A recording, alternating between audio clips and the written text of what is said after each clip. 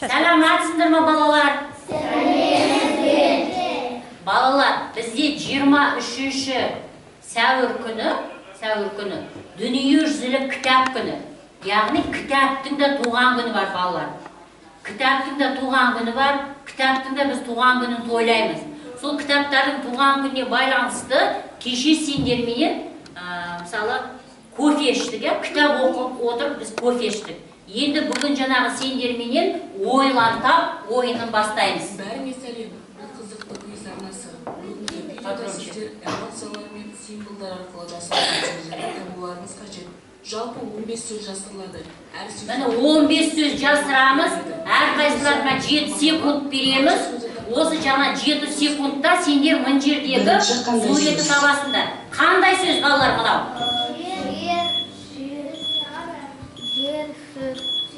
Мынау қандай сөз? Қандай сөз? Мынау не? Ғаламшар мынау, мынау ғалам, мынау шар. Яғни жауабы не екен? Ғаламшар екен. Жауабы ғаламтор екен даже. Екінші сөз балалар мынау не? Мынау не? Сиыр ма алдындағы не? Сонда не болып шықты? Су сиыр дұрыс. Яғни жауабы су сиыр екен, суда өмір сүреді ол сиырлар. Так, енді үшінші сөз балалар. Мынау не? Мынау не?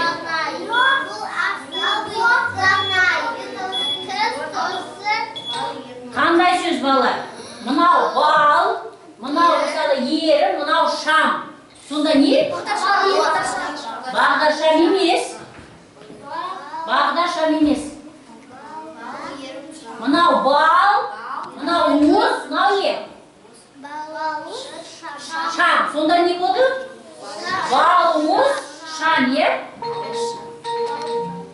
яғни бал, мұз, шам екен, дұрыс. Енді төртінші сөз балалар қандай? Қандай сөз? Мынау немене? Қандай түр мынау? Түрі қандай мынау? Қара. Мынау немене? Не болды?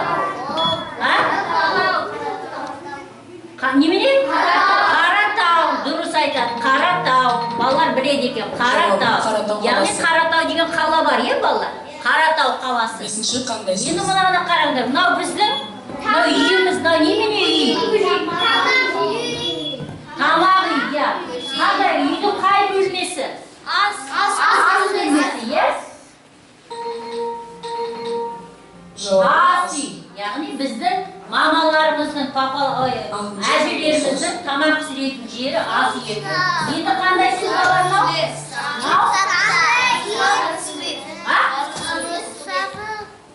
Мынау немене? Сары түрі бар мынау? Жайлау, Сонда не болды екен? Жауабы саржайлау. Саржайлау, яғни Қазанбек Тәттімбеттің күйі саржайлау екен. Жақсы. Онан кейін қандай сөз балар? Мынау не? Екеуін қосқанда не болады? Айбалта. Сосын? Келесі сөз? Айбалта, балалар? Келесі сөз, Назис? Жауабы айбалта. Айбалта соғыс қаруы. Жаумен жақынын айқасқан кезде қолданылады. Яғни айбалта деген соғыстың қаруы екен, балалар? Сегізінші қандай сөз? Мынау қандай сөз?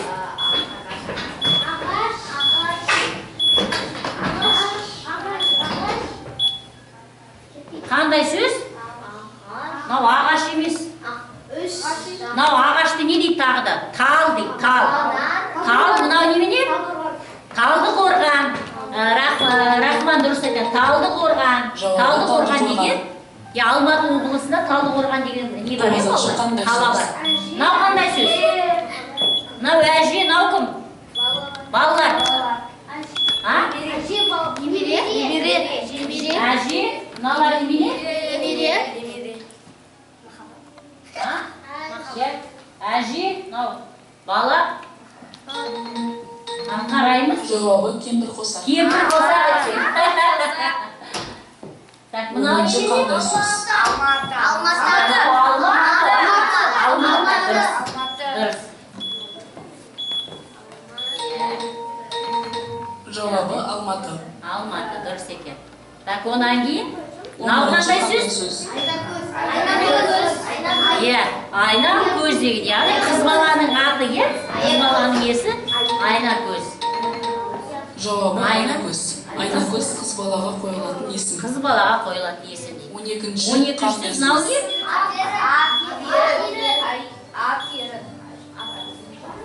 Мынау ат, мынау ауыз. Не деген сөз? Атауыз деген құлақтауыз бар ғой?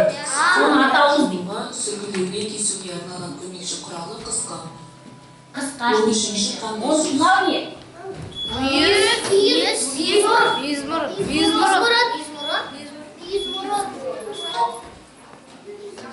Ол не? Мүйіз тұмсық. Мынау қандай сөз? Айықлақ деген неме? Гүл, иә балалар? Айықлақ деген гүл бар. Жауабы Айықлақ. Айықлақ батыс Еуропаның тауларында өсетін өшкесті гүлді қысқалдақтың бір түрі. Енді ақырғы 15-ші сөз? 15-ші қандай сөз?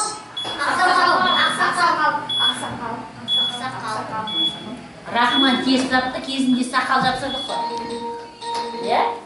Ақсақал. Ақсақал деп ауыл аймақтың жасы егде тартқан құрметті адамын айтады. Жақсы.